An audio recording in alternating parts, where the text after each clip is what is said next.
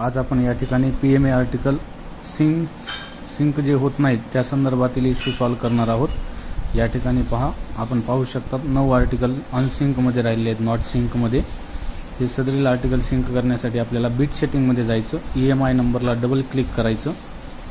त्यानंतर आपलं बीट सेटिंगला जे रजिस्ट्रेशन केलेलं आहे ते नाव येईल, त्याला सिलेक्ट करायचं, ओके थँक्स म्हणायचं। परत एकदा आपण बीट सेटिंग करून घ्यायची, EMI नंबरला क्लिक करून ओके थँक्स म्हणायचं।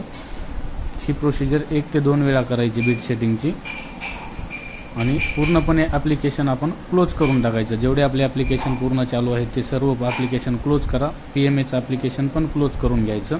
त्यानंतर आपण परत आपलं PMAचं ॲप्लिकेशन ओपन करायचं। PMAचं ॲप्लिकेशन ओपन केल्यानंतर परत एकदा आपल्याला बीट सेटिंग करावी लागेल। याला ओके थँक्स म्हणा, बीट होमवर जाऊन बीट सेटिंगमध्ये जा, EMI नंबरला डबल क्लिक करा, ओके थँक्स म्हणा, बीट सिलेक्ट करायचं।